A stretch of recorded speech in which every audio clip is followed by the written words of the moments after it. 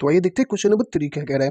Question number 3 है, a truck covered a distance of 510 kilometre in 34 litre of diesel. Means कि एक truck है जो 510 किलोमीटर 34 लीटर डीजल में तय करता है। ओके, तो how much distance would it cover in 20 litre of diesel. तो 20 लीटर डीजल में कितना किलोमीटर वो डिस्टेंस तय कर लेगा। ओके, ये पूछ रहा है। तो इस क्वेश्चन को जनरली हम लोग क्या बनाते हैं, कैसे बनाते हैं, जो ट्रेडिशनल मेथड होता है उससे बनाते हैं। उसमें क्या करना होता है, जैसे कि 510 किलोमीटर 34 लीटर में जा रहा है, तो सबसे पहले तो हम ये फाइंड करेंगे कि 1 लीटर में कितना, 1 लीटर डीजल में कितना किलोमीटर वो जाएगा, ये फाइंड करते हैं। और जब हमें 1 लीटर का पता चल जाएगा तो फिर 20 लीटर का फाइंड करने के लिए उससे उसको मल्टीप्लाई कर देंगे। तो ये था ट्रेडिशनल मेथड होता है ये। ओके, लेकिन यहाँ पे क्या है कि हमें वैसे नहीं बनाना है। यहाँ पे हमें देखना होगा कि ये डायरेक्ट प्रोपोर्शन है तो डायरेक्ट वाले मेथड से बनाएंगे, इनवर्स प्रोपोर्शन है तो इनवर्स वाले जो मेथड है यानी कि प्रोसेस है उस प्रोसेस से बनाएंगे। ओके ना, तो आइए इसे उसी मेथड से सॉल्व करते हैं। तो सबसे पहले तो हमें लिखना होगा, उसके बाद चेक करते हैं कि ये है क्या। तो सबसे पहले यहाँ पे ये डिस्टेंस है, तो यहाँ लिखते हैं डिस्टेंस, डिस्टेंस। ओके, और क्या है, डीजल, और क्या है, डीजल है। ओके ना, डिस्टेंस है और डीजल है। डिस्टेंस जो है वो किलोमीटर में डिस्टेंस है और डीजल जो है वो लीटर में है। ओके, आप ऐसे लाइन ड्रॉ कर सकते हैं। ओके, और हम जानते हैं कि अगर ये x है तो ये क्या हो गया, y हो गया, या फिर अगर ऊपर अगर y लेते हैं तो नीचे क्या हो जाएगा, x हो जाएगा। क्लियर है। चलिए, अब क्या है इसमें कि डिस्टेंस है, तो डिस्टेंस 510 किलोमीटर है डिस्टेंस। क्लियर है। तो और डीजल कितना लग गया, यानी कि अगर 510 किलोमीटर डिस्टेंस है, कवर करता है कितने में, 34 लीटर पेट्रोल में, ये लिख, सॉरी डीजल में, ये लिख दिया। ओके, ये हो गया। अब क्या है यहाँ पे कि how much distance it cover in 20 litre of diesel. Okay, तो फिर से यहाँ पे डीजल ही दिया हुआ है कितना, 20 लीटर, और 20 लीटर में कितना डिस्टेंस कवर करेगा ये फाइंड करना है। तो ऊपर एक्स है तो हमें नहीं पता है, इसलिए इसे एक्स ही लिखना है क्योंकि हमें यही फाइंड करना है। तो इस तरह से सबसे पहले हम क्वेश्चन को लिख लेंगे। आई बस में अब इसे बॉक्स के अंदर लिख सकते हैं ऐसे। ओके, अब यहाँ पे कंपेयर करते हैं, देखते हैं कि ये डायरेक्ट प्रोपोर्शन है या फिर इनवर्स प्रोपोर्शन है। ओके, चलिए देखते हैं फिर। अब यहाँ पे क्या है कि अगर 510 किलोमीटर अगर डिस्टेंस यानी कि दूरी तय करता है तो उसके लिए 34 लीटर डीजल लगेगा, है ना। लेकिन अगर 20 लीटर ही डीजल है यानी कि डीजल कम हो गया, 34 लीटर डीजल था तो 510 किलोमीटर चला गया। अब यहाँ पे डीजल कम है, 20 लीटर ही डीजल है, तो इसका मीन्स क्या हो गया कि कम डिस्टेंस ही जा पाएगा वो, मतलब कितना दूरी कर पाएगा, कम डिस्टेंस तय करेगा वो, है ना। 34 लीटर था तो 510 किलोमीटर चला गया, डीजल कम कर दिया गया यानी कि 20 लीटर ही डीजल है तो कम ही दूरी तय कर पाएगा। आई बस में तो क्या हो रहा है कि जब एक वैल्यू कम हो रहा है तो दूसरा वैल्यू भी क्या होगा, कम होगा। और कंडीशन क्या होता है डायरेक्ट प्रोपोर्शन में कि अगर एक वैल्यू कम हो रहा है तो दूसरा भी कम होना चाहिए, अगर एक वैल्यू बढ़ रहा है तो दूसरा भी बढ़ना चाहिए। और यहाँ भी वैसे ही है ना, क्योंकि अगर ज्यादा डीजल था तो ज्यादा किलोमीटर जा रहा है, कम हो गया तो कम किलोमीटर डिस्टेंस तय करेगा। आई बात समझ में, तो इसका मीन्स ये क्या हो गया, डायरेक्ट प्रोपोर्शन है। तो डायरेक्ट प्रोपोर्शन का मीन्स क्या, कि दोनों का जो रेशियो है वो क्या होगा, कांस्टेंट होगा। और कांस्टेंट होने का मीन्स क्या हो गया कि ये दोनों इक्वल होंगे, दोनों का रेशियो। तो फिर हम इसे लिख सकते हैं कैसे, ये 510 बाई 34 इक्वल है ये, तो x बाई 20 ये हो गया। अब हम जानते हैं कि जब इक्वल होता है तो क्रॉस मल्टीप्लाई करते हैं, मीन्स कि अगर x को इससे मल्टीप्लाई करेंगे और इसको इससे मल्टीप्लाई करेंगे तो आंसर को फाइंड कर सकते हैं। ओके, तो करते हैं। सबसे पहले तो 510 को 20 से मल्टीप्लाई करना है, तो आप मल्टीप्लाई अभी नहीं करेंगे, सिर्फ लिख के रख लेंगे क्योंकि बाद में इसे कट करना ही है।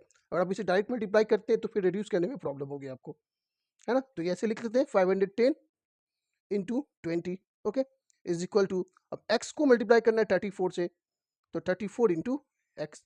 ओके, अब इसे आप सीधा कर सकते हैं, यानी कि इसको इधर और इसको इधर ला के रख सकते हैं, जैसे 34 इंटू एक्स और ये 510 इंटू 20। क्लियर है। अब यहाँ पे हमें x का वैल्यू फाइंड करना है, तो ये x is equal to 510 into 20, और ये 34 क्या है यहाँ पे इंटू में, इधर आएगा तो क्या हो जाएगा, डिवाइड में हो जाएगा 34। क्लियर है। अब इसे रिड्यूस कर लेंगे, कैसे, देखिए 17 के टेबल से ये दोनों रिड्यूस हो रहा है, जैसे 17 टू ज़ा 34 होता है और 17 थ्री ज़ा 51 होता है, ये 0। ओके, अब ये 2 सा 2, 10 सा 20 हो गया। अब 30 को 10 से मल्टीप्लाई करेंगे तो 300 हो जाएगा, मीन्स की x is equal to 300 kilometre. आई बात समझ में? मीन्स कि 20 लीटर अगर डीजल कर दिया जाए तो वो 300 किलोमीटर ही जा पाएगा। आई बात समझ में? तो इस तरह से हम पहले लिख के फिर इसको चेक करेंगे कि ये डायरेक्ट प्रोपोर्शन है या फिर इनवर्स प्रोपोर्शन है, और जो भी प्रोपोर्शन हो उसके अकॉर्डिंग उसे सॉल्व कर लेंगे। ओके, तो फिर देखते हैं नेक्स्ट क्वेश्चन को। ओके, क्वेश्चन नंबर 4 ये क्या कह रहा है? ये है a taxi charge a fair of ₹2550 for a journey of 150 kilometre. Means कि एक टैक्सी है, वो 150 किलोमीटर जर्नी के लिए, मीन्स कितना डिस्टेंस के लिए, 150 किलोमीटर जाने के लिए 2550 रुपीज चार्ज कर रही है, मतलब ये भाड़ा है उसका। Okay, how much would it charge for a journey of 124 kilometre. अब अगर 124 किलोमीटर ही जाना है, ओके, तो कितना भाड़ा होगा ये हमें बताना है। ओके, तो सबसे पहले इसे भी हम क्या करेंगे, लिख लेंगे। यहां भी सबसे पहले डिस्टेंस, डिस्टेंस ये किलोमीटर में है। ओके, और ये फेयर यानी कि भाड़ा। ओके, ये रुपीज में है, ये लिख दिया हमने। अब बॉक्स अपने स्केल से अच्छे से बना सकते हैं। इस तरह का हमने बॉक्स बना लिया। ये x होता है और ये y होता है। इसमें एक चीज है कि जैसे हमने यहाँ पे क्या लिखा फर्स्ट वाले क्वेश्चन में भी, पहले डिस्टेंस फिर डीजल।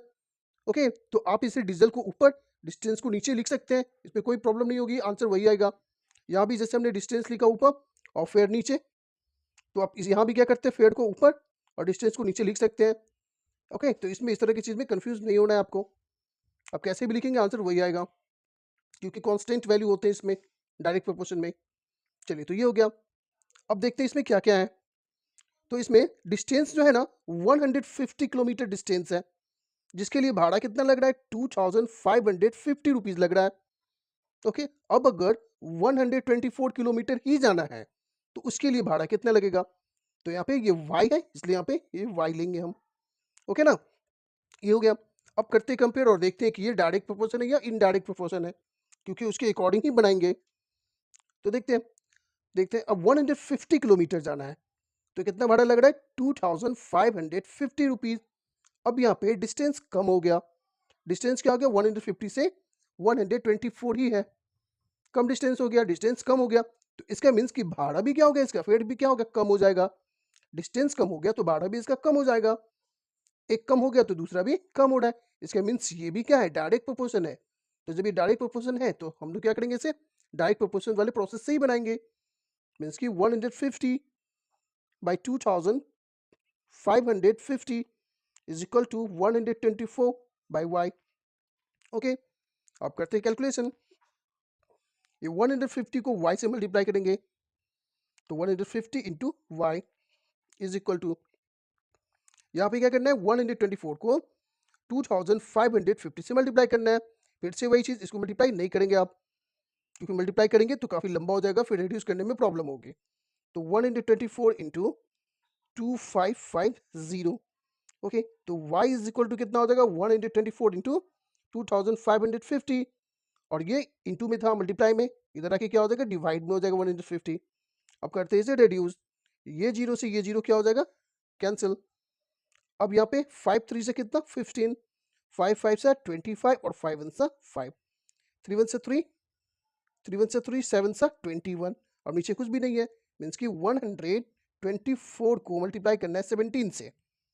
ओके, तो 7 4 सा 28, 7 2 सा 14 और 2 16, 1 बच गया, 7 1 जा 7 1 8, ये 4 ये 2 और ये 1, तो ये 8 हो गया, 6 4 10 हो गया, 8 2 10 1 11 हो गया, 1 1 2 हो गया।